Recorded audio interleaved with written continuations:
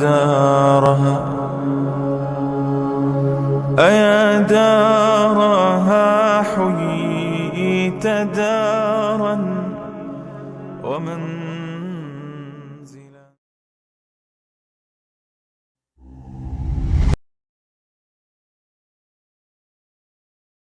معتمد راوی کی گپا گفتی ای طور کسی گفته که دیگه احتمال کذب قطعا نداره. آدم ثقه و معتمد راوی که کل شرایط پوره کرد.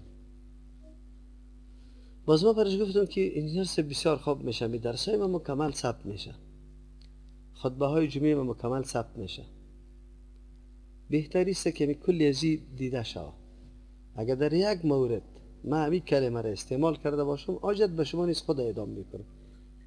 با وصفی که کلمه ابن ثابت گفتن نه عیب است، نه طعن است، نه لعن است، نه تحقیر است، نه توهین است.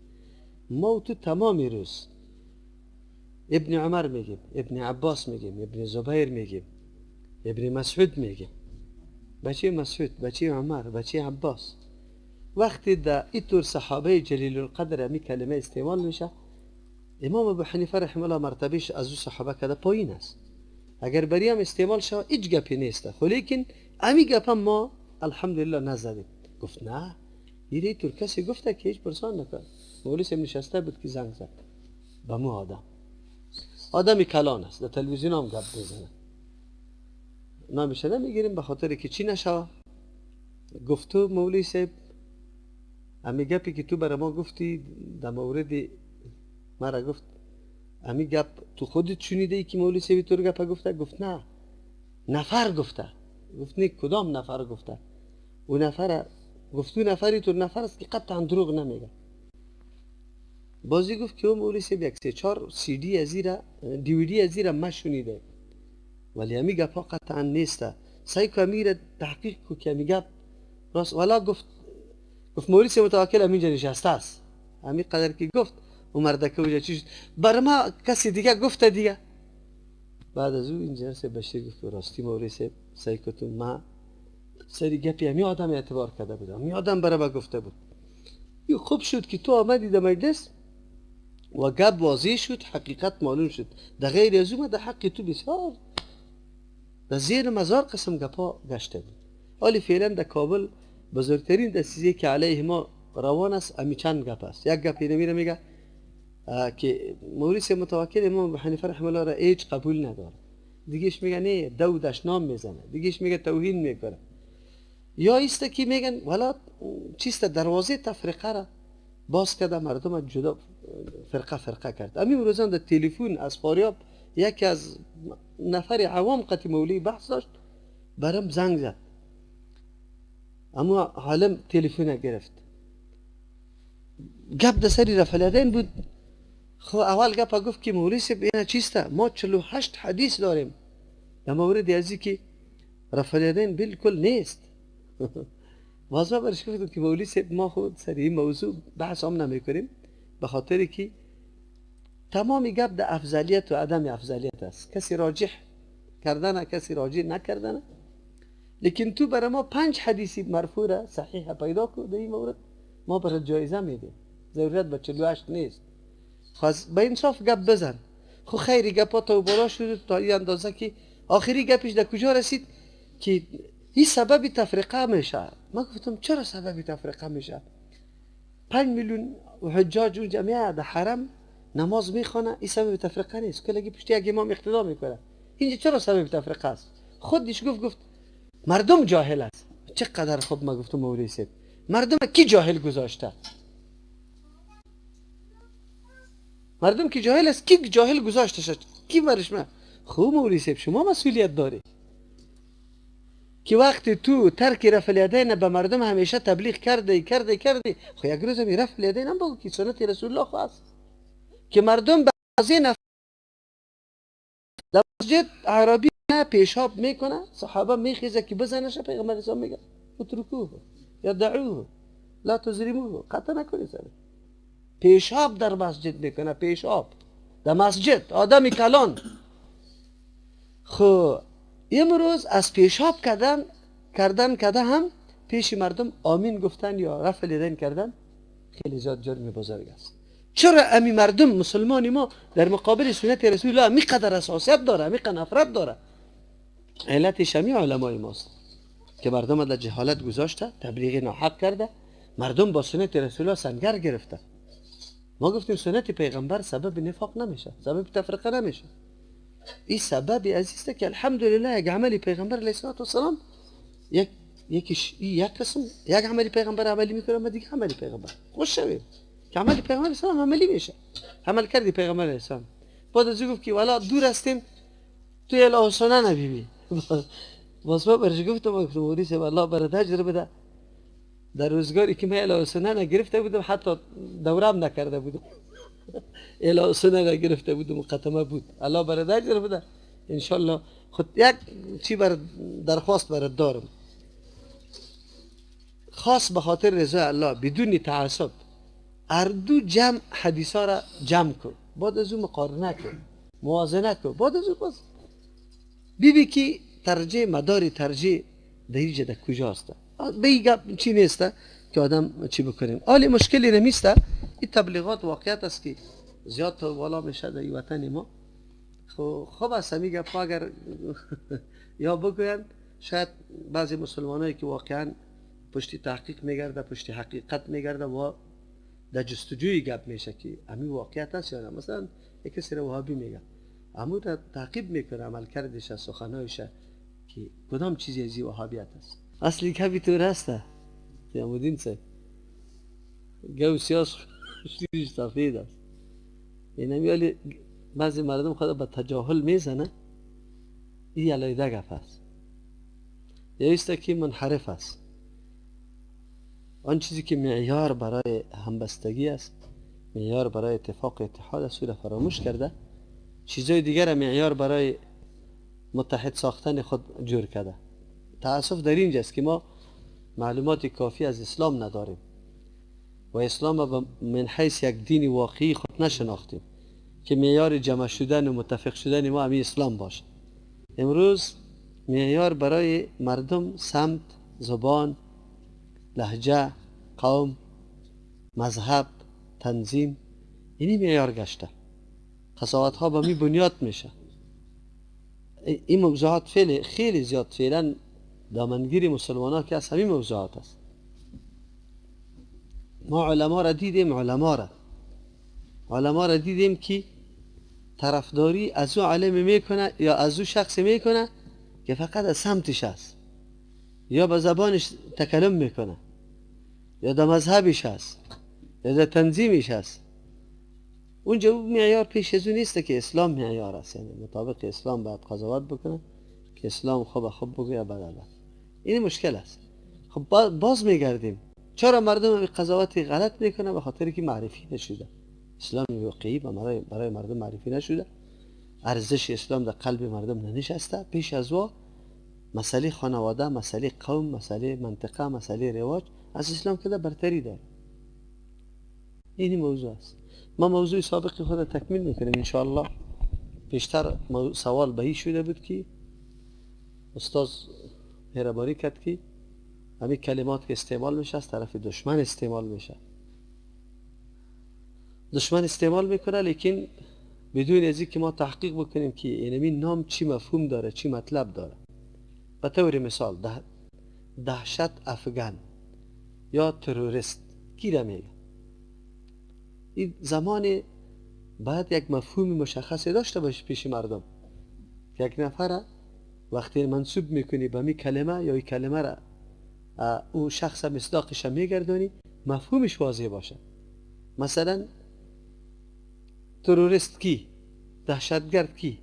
اگر مفهومشی باشه که هر کس که مردم میترسانه، مردم دهشت انداخته، اگر معنیش تنها همی باشه، باز خود منحصر نمیشه که هر جای مسلمان یک گروپی کوچک پیدا شده دفاع از خاک خود میکنه او تروریست باشه. تروریست او کسی است که به هزارها کیلومتر مملکتش دور است، میاد یک مملکت دیگه اختشاش برپا کرده، مردم دو حصه تقسیم کرده، سه حصه تقسیم کرده، یکی را با دیگه بینگانه. باز مشکلی نمیشه. تحقیق ما روان است. ما موضوع سابقی خدا که دشمن چقدر از این بهره برداری میکنه.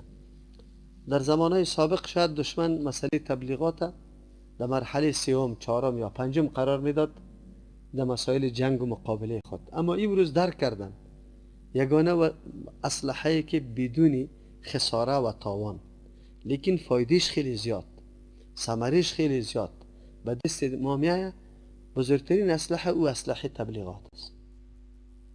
امروز در جهان تمام کوشش استعمار سری نمیگپ است که وسایل اخبار، وسایل اعلام، وسایل رسانه‌ای را مکمل در کنترل خود داشته باشد و از اینجا یا میتوانه اذهان مردم، فکر مردم مغشوش بسازد. اصل هدف در کجاست؟ یک راز پیروزی و کامیابی یک جماعت است که او یک انگیزه داشته باشد. زمانی که به انگیزه در وجود انسان باشه، خصوصا او انگیزه که تو را وادار به این ساخته که مرگ افتخار بدانی، خود کشتن افتخار بدانی. این اینجا است که قطعا مقابله با این گروه با هر قسم وسایل مدرن نمیتونی مقابله بکنی. امروز من رادیو آزادی را گرفته بودم، یک از جمله دانشمندا در مورد دولت اسلامی افرادش امی گپا گفت که امروز افراد دولت اسلامی بمهای طیاره امریکا گشته، مثل که طیاره اینقدر بما را اعلام میکنه، این مردم افرادش خود در مرگ میده. جهان از یک گروپی که در یک مملکت میخیزه قیام میکنه، چرا اینقدر جهان در لرزه است؟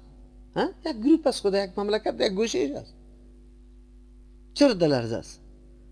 و درک کردن که دیگه اسلحه ما سری از یا کار نمیکنه، بریزان به جز از مردم ملکی، مردم بیگناه دیگه کسی نکش. پس دیگه امو نسبت ها را که به دیگه میکنه به خودشان میشه. یا سالها از امی تبلیغات کار گرفته، آلی هم کار میگیره، امی وسیله شان است، حرکت هایی که واقعی حرکت است به خاطر رضای الله متعال است و را بدنام میسازه بدون ازی که مردم تحقیق بکنه. در زمان روسا یکی از برادرای مجاهد بود، قماندان بود، اینمی طور گپ و گداز بر آمد یا به ضد ما یا همی قسم یک گپ گفت که اینمی اینجا روسی نشسته باشه، اینمی اینجا وهابی نشسته باشه، ما اول ابی وهابی را میزنم، ماندنش نیستم. مرده خیلی احساساتی بود. یک چند دقیقه که بر آمد من گفتم قماندان صاحب آلی گپی مرا میشنوی که یک چند گپ بزنه؟ گفت تا چرا نمیشنوم؟ مرا چی فکر کردی؟ من گفتم خیلی خوب، من از تو سوال میکنم قماندان صاحب، اول خمی وهابی را برای من تعریف کن. گفتم اینطور که چاک استاد میشه که دستار اینجا مثل زناوری بسته کرده، اینطوری کرده رئیس. خب مفهومی وهابی همیست؟ گفت بله ما بینمی علامه و نشانه میشناسیم شد. من برش گفتم قماندان صاحب در جبهه کدام عرب پیش است؟ گفت نه. کدام وقت آمده؟ گفت بله آمده در جبهه ما. باز ما برش گفتم که خب قماندان صاحب یک از تو سوال میکنم که آرامترین ملک در دنیا کدام ملک شاید باشه؟ آرامترین ملک، امنترین ملک که دروازه دکان همیش بسته نشه و مردم همینطور بروه، غیر از عربستان دیگه مملکت پیدا نمیکنی. خب آرام ملک استراحت است، بله. غنی ترین ملک کدام است؟ امی جوانی که در اونجا زن داره، اولاد داره، وظیفت داره، ملکش آرام و راحت است، هیچ کس بالایش باعث نیست، اما او اولاد خود اله کرده، مادر خود اله کرده، پدر خود اله کرده، ملک راحت و آرام اله کرده، وظیفه خود اله کرده، معاش خود اله کرده، کار روزگار خود اله کرده. امروز آمده امروی تو در سنگر در او کمپلا خو میکنه که اشپیشایش قدر دم داره. چی باعث است که اینجا آمده؟ من از تو قماندان سوال میکنم، تو خو نعوذ بالله یا غیرت به خاطر ازی میکنی که سر زن تعرض شده، یا سر ملک تعرض شده، یا سر برادر تعرض شده، یا درد برد رسیده، یا خانه سوخته، لیکن اون مردک هیچ چیز نشده. از تو سوال بکنم که ایمانی تو قوی یا ایمانی از او؟ مرد کجام ماند. ما گفتم راست تا بگو کدام مرتبه که امی عرب قطتان آمده در سنگر جنگ، از تو سوال میکنم که تو خیلی قوی بودی در جنگ، یعنی از مرگ هراس نداشتی یا امو آدم؟ گفتی را خب ما واقعیت پوشانده نمیتونم، او آدم از ما کده خیلی جرأت داشت و ایج از مرگ نمیترسید. چی باعث است؟ ما گفتم بگو. خب امو آدم امی طور میکنه، امو آدم امی قسم استاد است، امو آدم دست اینجا گرفته. فیصله قضاوت کن، تو خودی داری قضاوت کن. امی طور کرد گفت حالا مرا تو محکم گرفتی تالی جواب ندارم. من گفتم صحیح کن، عجولانه فیصله کردی. وهابی چی؟ کلمه وهابی چی؟ و مردم درک کرد. امی عبدالله عظام شهید الله غریق رحمت کنه، جنت ها را الله برش نصیب کنه. دیتی مردم افغانستان کی مردم در کدام تاریکی واقع است. در هر گردن مجاهد اینی قدر توپک، اینی قدر تاویز تارا موجود بود. پیغمبر علیه السلام صحابی را گیر میکنه، تار از گردنش میکنه که اگر این امرت می بود روی جنت نمیدیدی. مردم گفت کی مردم خودش با اسلام چی قدر آشنایی داره و نداره. از او خاطر توجهی در وقت آخر توجه عبدالله عظام سری مراکز معهدهای مرکزهای علمی زیاد شد، به خاطری که جوانای افغانستان اونجا تربیت شوند، معلومات حاصل بکنه. ما اینجا قضاوت امی ملاهای ما را فریب داده بودن. شما باور به الله بکنی از این طور یک مولوی صاحب ما شنیده درس کتاب حدیث هم ابو داود درس میگفت، لیکن در کمپ جلسه گرفته بود در مقابلی به اصطلاح وهابیا. خست امی مردکه میگه رشتفید آدم خواب عالم، میگه در روز قیامت ما به امام ابو حنیفه رحمه الله چی جواب بگویم؟ یک عالمی ما که امی قدر نفهمه که در روز قیامت جواب به الله گفته میشه یا به امام ابو حنیفه رحمه الله گفته میشه. آخر الله متعال خود برای ما عقل داده، فکر داده. ما که امی قدر تفکیک کرده نتانیم که اول یک امی گپ برای ما آمده، امی یک کمی ارزیابی کنیم، تحقیق کنیم. به طور مثال ما سری خود مثال میارم. ما در سال 83 آمدیم در کابل. آلی 93 10 سال میشه در کابل است. در 10 سال ما درس و تدریس دارم و امی اوازه ها هست. ختمه طور شاگرد است که امی 10 سال موجود است. 10 سال موجود است. آخر امی 10 سال زندگی مرخی مردم باید تعقیب کنه که امی مولوی متوکل چی میکنه. حرکتش چی رقم است، زندگیش چی رقم است، نمازش چی رقم است، اخلاقش چی رقم است، معاملش چی رقم است. ما خیر پیش الله متعال رفته نیستیم. الله متعال از ما سوال میکنه. ما در چی گفتم؟ امروز در افغانستان امروز کسی از پیش ما سوال کرد کلمه شهید چطور است به کسی گفته شد؟ گفتم هیچ کس گفته نمیشه، به صحابی کسی شهید نمیگفت. چرا که شهید کلمه است که مرادف جنتی بودن. کسی شهید باشه در جنت است و هیچ کس خبر نداره. در زمان پیغمبر اسلام صحابی که یک قدر شاهکاری کرده صحابه سرش رشک میخورد که اینه فلانی خان اینطور. پیغمبر اسلام میگه در جهنم است. ایره تو نمیتونی. امروز مزاری شهید، نجیبی کمونست ای شهید، کلگی هر کس شهید است. ببینید در کجا رسیده؟ این دین است. خب آخر ما پیش الله متعال رفته نیستیم. ما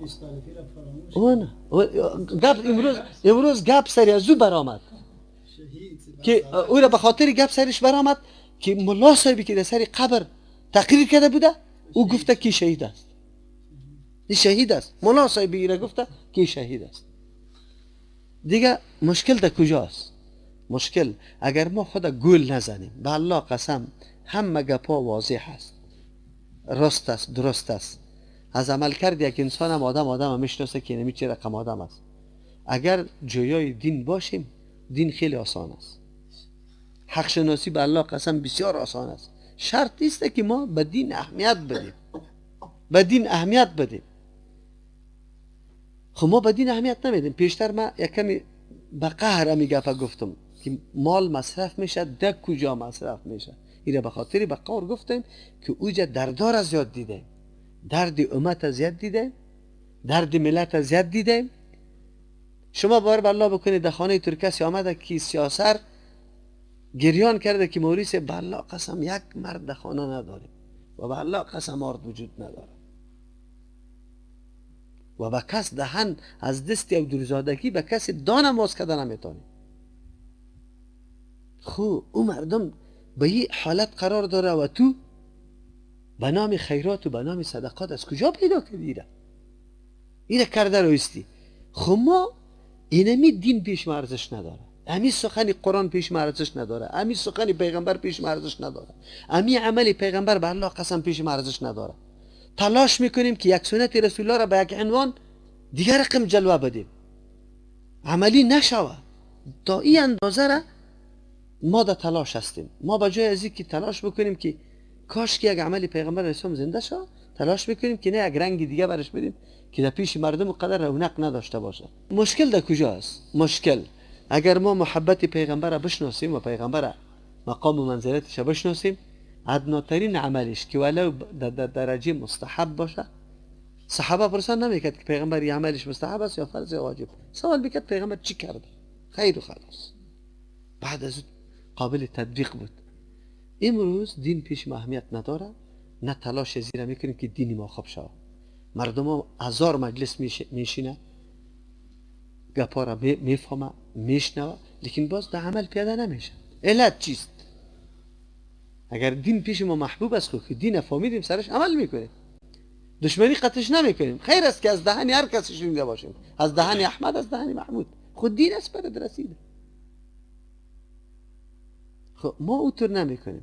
این مشکلات است. این اوازه ها را امیز تیمور این امیز زمزمه میکنه. امروز ببینه تا دین روزه تفلکای فلسطین در زیر بمبای اسرائیل جان میداد، مثل چی واری؟ بزغالا واری هر طرف میفتاد. حتی یک کلمه نه سازمان ملل، نه امریکا اقدام کرده، نه فرانسه، نه استرالیا، نه انگلیس. اما دولت اسلامی امروز در اونجا یک کمی پیشروی داره، کل جهان جمع میشه. اگر ما بعد از این خود در تجاهل بزنیم که والا کدامش حق است کدامش ناحق است، خیر پیش الله رفته نیستیم. الله متعال نه نیستیم رفتنی. خب بگذار من دین روز نماز جمعه را سریمزی گپ زدم سریم موضوع ازی که 5 نفر چی شد؟ اعدام شد. قطعی ابی بستالفی 6 نفر. سازمان ملل، سازمان حقوق بشری بین الملل اعتراض کرد که محاکم افغانستان توهین به عدالت کرده. من به مردم گفتم که مردم شما این کلمه را میفهمی؟ توهین به عدالت کرده چی مانا؟ یعنی آن حکمی که الله متعال برای از یا مقرر کرده، کدام جزا را مقرر کرده، کدام حکم که الله فرستاده، این خلاف عدالت است. و عدالت این را میگه که یا محافظت از مجرم شد. خب ما دین روز گفتم که اینالی مرگ است به سردمداره امی افغانستان، که هم چاپلوسیش بکنی، هم نوکریش بکنی، هم باز سرتان انتقاد بکنه.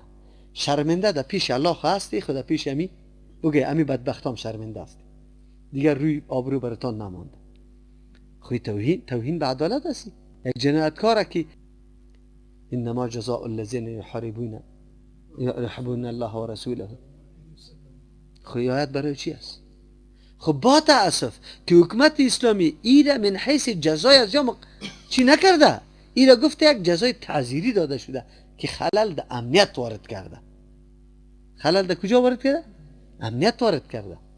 ایره ما خوش نمیشیم که جزای شرعی است برای از یاد داده یا غلط کرده.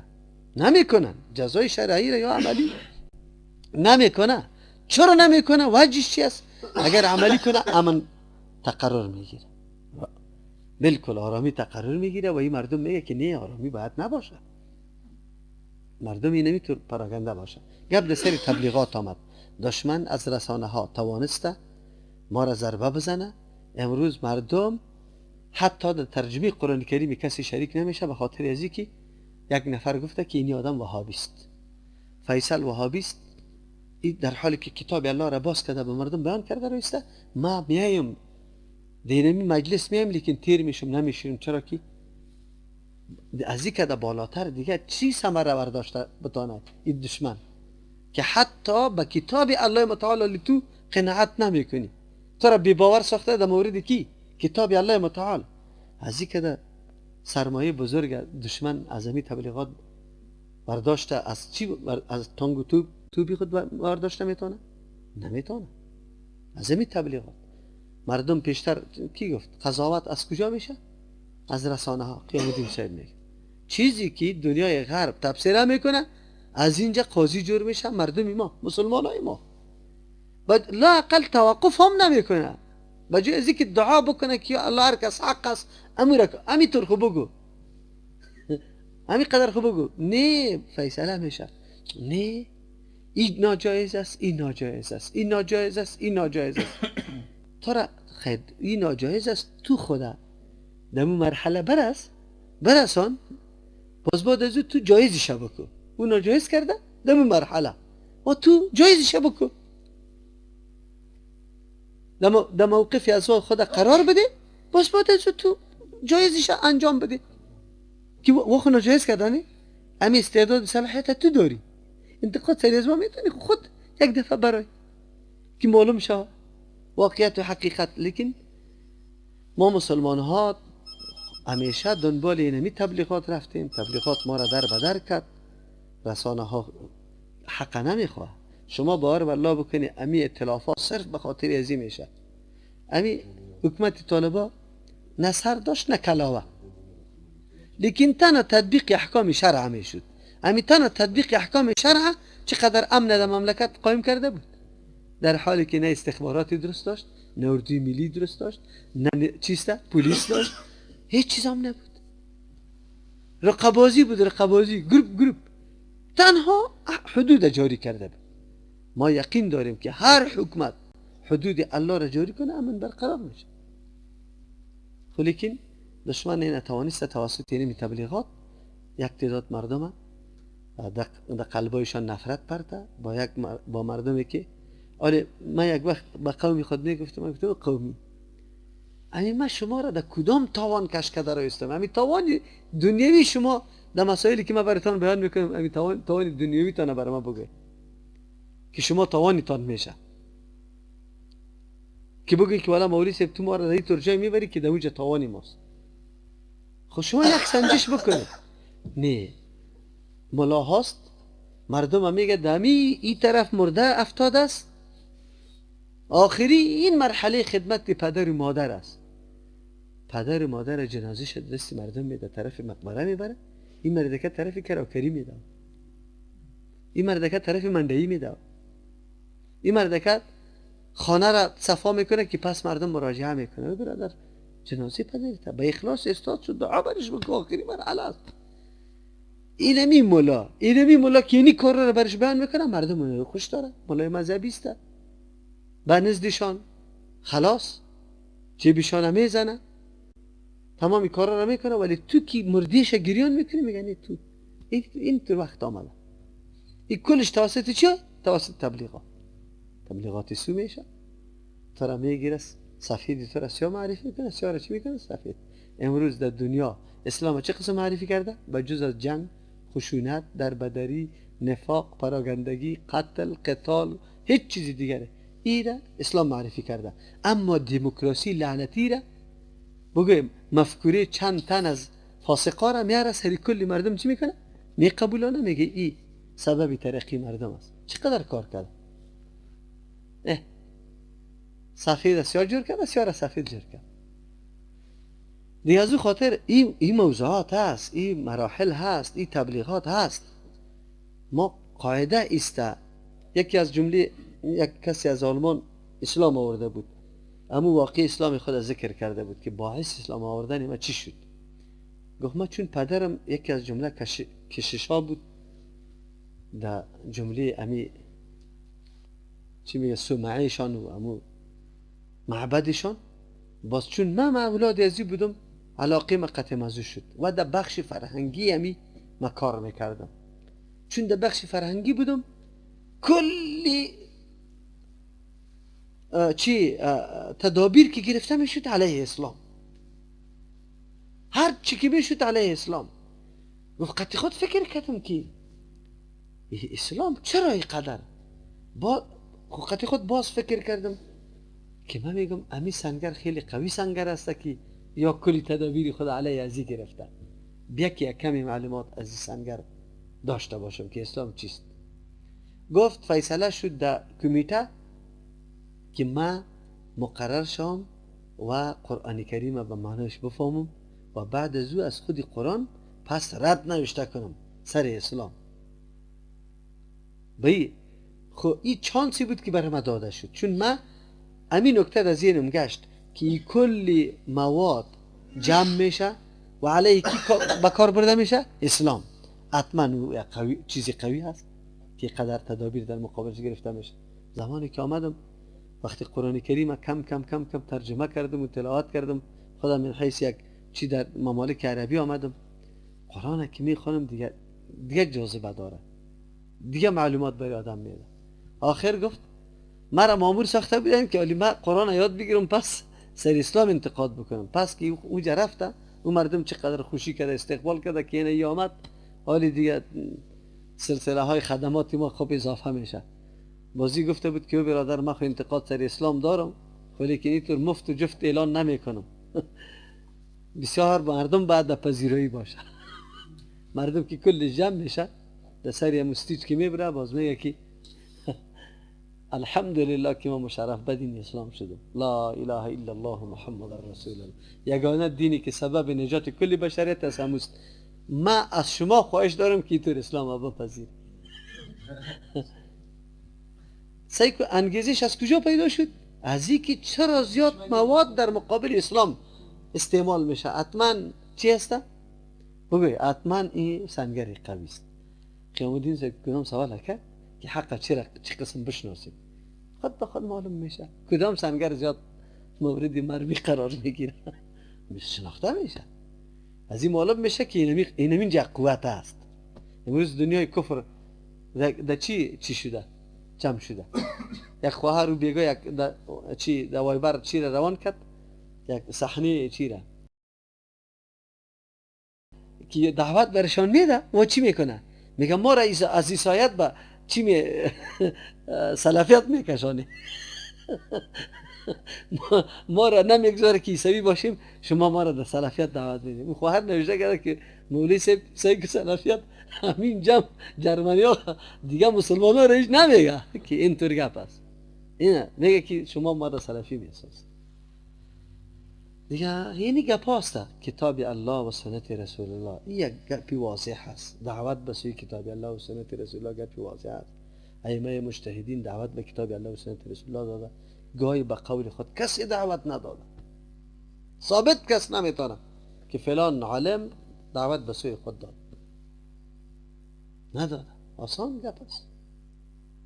خیر که ما علی نپذیریم، کی میپذیریم و چه قسم قبول میکنیم؟ و عالیم که حق نشناسیم و عالیم که بازم بگیم که والا نه والا کمی شک دارم. نه کمی شک نمیگم شک، اما شک بکش، جستجو کو، تلاش کو. چرا موضوع دین است. شاید مرگ تو را فرصت نده، دمی ساعت نفست بره در یک حالتی بره که عقیده درست نباشه. تو بهتره حق پیدا کنی، جستجو کنی، تلاش کنی. هرچی عاجل. سلمان رضی الله عنه از کجا شروع کرد؟ از ایران خیست تا مدینه منوره رفت. به خاطر چی؟ جستجوی حق. قطعی یک پاپ، قطعی دیگه پاپ، قطعی دیگه پاپ، هر کدامش خدمت ها را کرده رایی بود که ما پشت حق میگردیم. آخرش توصیه کرد که برو اگه پشت حق میگردی، یعنی طور پیغمبر است، یعنی طور علامش هست، در فلان منطقه میایه، یعنی علاماتش هست و قطعی از او پیوست شد. دنبالش که میگشت که نمی حق است، ما باید بگردیم. ما حق میشنیم لیکن دنبالش نمیگردیم. اگه کمی شک باقی مانده بوده باز نمیکشیم که با نمی شک خدا از بین ببرم. اما واقعا به اطمینان عبادت الله را بکنم، به اطمینان عقیده داشته باشم، به اطمینان عمل بکنم. این کار ما نمیکنیم. انا فقط صدای دشمن شنیده در گوش خود جای داده، مطابق از چی میکنیم؟ قضاوت میکنیم. خلاص تحقیق وجود نداره. الله متعال نصیب بکنه. خراب میشن ام. و غیر همه که واقع هستن و همه چیزی زندگی مالی برش دادن میشن. اینا چطور بتونن که حق پیدا کنن؟ خب امیر ما گفتیم پیشتر همین موضوع را دور شدیم که این همینطور ختمه و خیراتا را وقتی که از پیش پرسان که چقدر مصرف شد ده آمدن حاجی چقدری که در کرایه رفت آمد مصرف کرده $2705 بود امسال. وقتی که در اینجا مصرف کرده از پیش سوال میکنیم میگه $5000 را مصرف کردم. $5000 اگر دایی صاحب در مرکز شما داده شد چقدر وقت تون کافی میشه؟ چقدر CD را به مسلمانان رسانده میتونی؟ خب چرا کجاست این همی قضاوت کی بکنه؟ همین موضوعی که چرا در این قدر وقت علما نبوده یا خطا بودن، مشکل از کجا پیدا شده؟ مشکل از اینجا پیدا شده دنیا استعمار همیشه میدانست که اگر این مردم متمسک به کتاب الله و سنت رسول الله باشه، این مردم متحد است، پارچه پارچه نمیشه، این مردم واقعا اما مرکز دین خود میشناسه و هیچ سبب اختلاف نمیشه. چرا؟ مرجع حل کردن اختلافات موجود است و کلگی به او معتقد است. کتاب الله و سنت رسول الله، یکی از اهداف کتاب الله نزول قرآن چی است؟ لتحکم بین الناس فی اختلفوا فیه، در آن چیزی که مردم اختلاف دارد اونمو باید تو فیصله بکنی. پیغمبر صلی الله علیه وسلم استعمار توانست اینمی مرکز از ما گم بسازه، ما را به دیگر رخ بکشانه. اونمو به دیگر رخ کشاندن سعی کو شیعه پیدا شد توسط عبدالله ابن سبع یهودی تا یه اندازه که گپ در کجا رسید؟ به الوهیت علی رضی الله عنه که علی رضی الله عنه در داد. خب بعد از صوفیسم پیدا شد، مردم در دیگه نحوه که پیشتر حاجی عبدالباسط میگه که طریقت هم در دین چیزی هست یا نه، که در دین چیزی باشه. ما در کتابای حدیث که هر کتاب حدیث بکشی بابون چیسته فی آداب الخلای، باب است در بیان چی؟ آداب بیت الخلا رفتن که اونجا چه قسم داخل شوی، چه قسم بیرون شوی، چه قسم بشینی، چند قلوخ استعمال کنی، کدام دعا را بخوانی.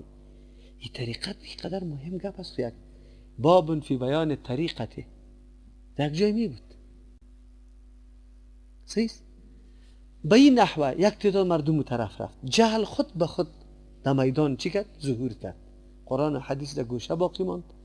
زمانی که یک کم کم علوم هم چی در حالت رشد بود، کدام علوم بود؟ قرآن و حدیث نبود. ما در مدارس پاکستان خواندیم، یقین به الله بکو از دوره حدیث 600 نفر در دوره حدیث بودیم، در 600 نفر یک نفر دعایی که به حدیث درست از طعام خوردن است اگر کسی یاد داشته باشه. کل عمر در قیل و قلنا تیر کردیم، در منطق، در حکمت، در فلسفه، در نحو، در صرف، کل عمر خود ضایع کردیم. قرآن و حدیث هیچ چیز نبود. تالی را میتور گپاس، تالی را اینمی بود که خود به خود عالمی که از مدرسه فارغ میشه چی را خوانده؟ چند دوره تفسیر کرده؟ تفاسیر مطالعه کرده؟ چند کتابای حدیث مطالعه کرده؟ نه، هیچ چیز هم نکرده. حالم دستاربندی کرده بسیار. من که نو فارغ شدم، چون این در دوران طالبی قطمه شاگردا بود، 100 نفر در کتاب کافی نحو برای من میششت. او ملا هستم دیگه.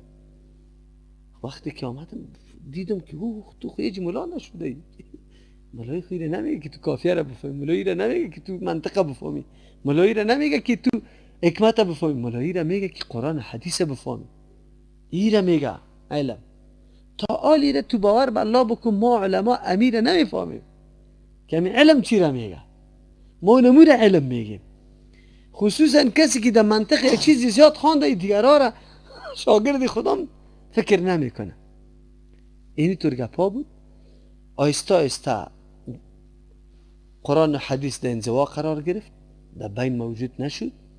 اونمون نظریات و مفکوره ها اونه چی کرد؟ اوج گرفت. خود به خود مردم در اینمی نظریات بند شد، مستکی قطع زنجیر بسته کنی. امروز اگر تو حدیثی پیغمبر صلی الله علیه وسلم هم میخوانی، به پیش یک نفر میگه نه حدیث هست، بخاری رو برش پس میکنی. من امروز برای کسی پس کردم، یک جای میمون بودم چاشت، مرا گفت که این سعی کو شما هر جایی که می شما سلفی هستی شانه را به شانه بچسبانه، پای با پای بچسبانه، این در کجاست؟ بخاری را برش بس کردم. گفتم این حدیث است. باز چی میگن؟ نه ما خمور را میکنیم که امام صاحب برای ما 4 انگشت گفتن. این حدیثی پیغمبر صلی الله علیه وسلم است. دینمی سرحد ما را کشان. آلی اینطور نیست که دین نوی یا ایجاد کرده، دین موجود است خو بیان نشده بود با مردم، توضیح نشده بود مردم.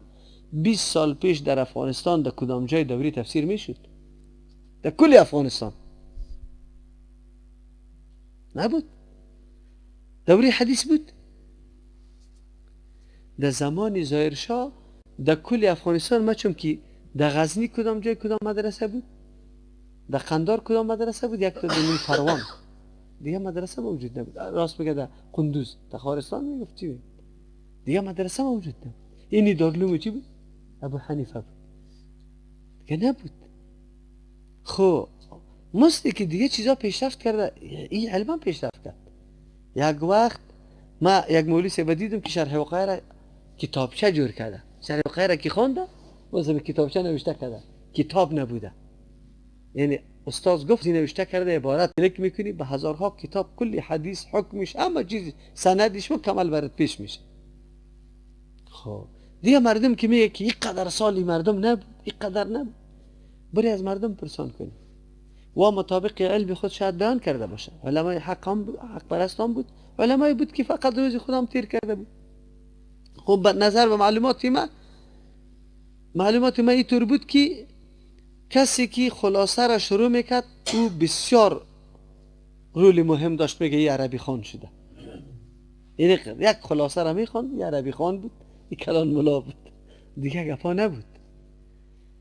دو مسئله تا که تو گفتی که آیا ائمه را مثلا امام ابو حنیفه رحمه الله کتاب داره یا نداره، شان از او به این نیست که کتاب داره یا نداره، اما آوازی از او را، شهرت از او را و این قدر مردم که به تابعداری از او میره، این خودش دلیل بالای چیش است؟ از بزرگیش است. هیچ دلیل به این نیست. مشکل اینجاست که ما اصلا موضوع ما را از عقیده خراب شده. ما در مورد پیغمبر چی عقیده داشته باشیم و در مورد امام چی عقیده داشته باشیم. در مورد پیغمبر عقیده داریم که معصوم است. معصوم میمانه که خطا نمیکنه. اگر پیغمبر خطا شوه الله متعال خطایش چی میکنه؟ پس اسلام میسازه. خب لیکن آیا یک امام هم به مثل پیغمبر شده میتونه که معصوم باشه؟ اول ذهنسازی از اینجا شوه. وقتی که ما این را درک کردیم که بله پیغمبر خطا نمیشه، از او خاطر هر قول عمل پیغمبر قابل اقتداست. اما هر عالم دیگه چیست؟ احتمال چی را داره؟ خطا را داره. خلاص وقتی که گپ ما پذیرفتم، عالی نه گفته نمیتونم که امام شافعی رحمه الله کلی اقوالش درست، امام مالک رحمه الله کلی اقوالش درست، امام احمد بن حنبل رحمه الله کلی اقوالش درست، امام ابو حنیفه رحمه الله کلی اقوالش درست. این را پدری کسی دعوا کرده نمیتونه. میتونه؟ خیر که نیست. حتما نادرست، قول نادرست هم در اقوالش پیدا میشه. از تو سوال میکنم ولی قول نادرست اقتدا کنی یا نه که ترک کنی؟ خلاص دیگه آسان گپ است، بالکل آسان گپ است. ما میره میگیم که قول نادرست ترک کنی، قول درست میگیریم. در یک مسئله امام شافعی رحمه الله خطا شده، امام ابو حنیفه رحمه الله او روز مسلم میخوندیم در مسئله امی سجده سهو، یکی شک است، یکی تحراست. بعضی علمای حدیث همی شک و تحرا را یک موضوع جور کرده شد، یک مسئله گرفته شد، در حالی که در حدیث تحرا علایده است، شک علایده است. امام ابو حنیفه رحمه الله امی مسلکش است که شک علایده است، تحرا علایده است. خب این جمع با وصفی که محدثین است و قائل به است که شک و تحرا یک چیز است، ما قول از رو بگیریم یا اینجا قول امام ابو حنیفه رحمه الله را؟ تحرا این معنی که ما یک دفعه شک کردم که 2 خواندم یا 3، بعد از اون طلب میکنم که کدام جانب برم یقینی معلوم میشه. اگر یقینم آمد که نه 2 خواندم، نه سری 2 میرم. اگر برم غالب گمان شد که 3 خواندم 3 میرم. خلاص این تحراست. یکی شک است که هیچ طرف چی گمانم نمیره، غالب نمیشه. در دوره باقی ماندم که آران دو سیاسی این موضوع شک است. حدیث در خرا علیده است، در شک علیده است.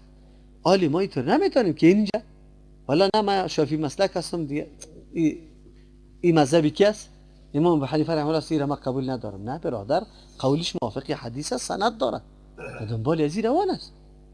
آلی این مشکل اینجا فعلا در جامعه ما اینمیسته که یک طرف به چشمی سر میبینیم. به طور یک مثال برات میگم. در صف استاد شدیم، ما گفتیم که پایا را بچسبانه، شانه را بچسبانه و این وقتی چسبانده میشه که ما لا اقل برابر شانه مسافی پای ما باشه. البته نه چاک باشه نه خیلی. اینالی اگر ما 4 انگشت مسافی پای خدا جور بکنیم میتونیم که بچسبانیم پای خدا؟ نمیتونیم. خو اینالی که تو وقتی حدیث صریح بخاری را میبینی و بعد از او بازم امیر محکم میگیری، خب برالا گپ است که قول امام ابو حنیفه رحمه الله از قول کی؟ رسول الله صلی الله علیه و آله بالا تراشیدی. باز خود تو به این عقیده که رسولی ما الله برای معرفی عبادت خود پیغمبر روان کرده؟ نه، تو به او عقیده نکردی، به امام ابو حنیفه رحمه الله عقیده. مشکل امروز این همی قدر گپ است، دیگه هیچ گپی نیست.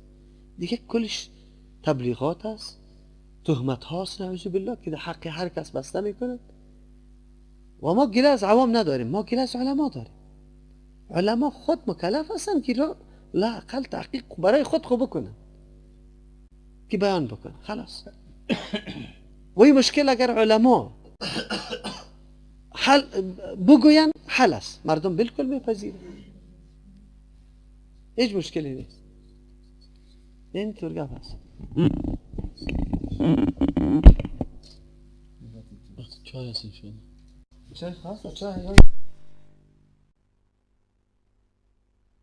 مولوی محترم چند روز پیش ما در وطن رفتیم در تکانه.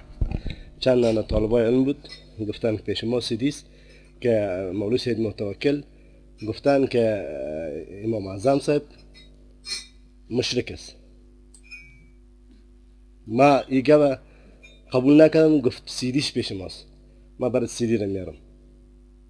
ما او را گفتم اگر این گپ صحیح باشه، ما مولوی سید متوکل دیدیم، همراهش شدیم و میشناسمش. اگه گپ صحیح باشه هر جرم جریمه که میگی ما برتن میتم. دیگه بله این بسیار مهم است. بخشن الحمدلله این مجلس کلش هست، کلی تان شاهد باشه. اگر ای را سرما ثابت کردن که ما امام ابو حنیفه رحمه الله نه، بلکه ما به شاگردای خود توصیه کردیم که یک عمل شرک می باشه لیکن صاحبش مشرک گفته نمیتونه، یک عمل بدعت می باشه لیکن صاحبش مبتدی گفته نمیتونه. ملا صاحبی که در مسجد دعا میکنه به این نیت که مستحب است، من این ملا را مبتدی نمیگم، عملش بدعت میگم. خب ملا را مبتدی نمیگم، چرا نمیگم؟ او به نیت بدعت نمیکنه، او به نیت مستحب میکنه. که یک دفعه آگاه شد بدعت بودن برش ثابت شد و باز هم همین کارا میکنه، او وقت باز تو مبتدی برش گفته میتونه. ما الحمدلله امام ابو حنیفه رحمه الله امام توحید است، او از شرک و از این گپا بری است. چطور زبان ما خشک نمیشه که دشان او طور سلف خود ما چی بگویم؟ نعوذ بالله را بگیم مشرک. اگر کسی ثابت کرد سیدی را بیارن، ما خدا هیچ ضرورت به کسی دیگری نیست، خدا در اسپانه در گردن بندازم، خدا آویزان میکنم، خیر و خلاص. خب لیکن امی دوستا را باید محکم کنی که همون سیدی را بیارن. درست است؟ جزاکم الله. اینه خلاص. خدا شما را اجر و آخرت بتن، زنده باشین. بارک الله فیک.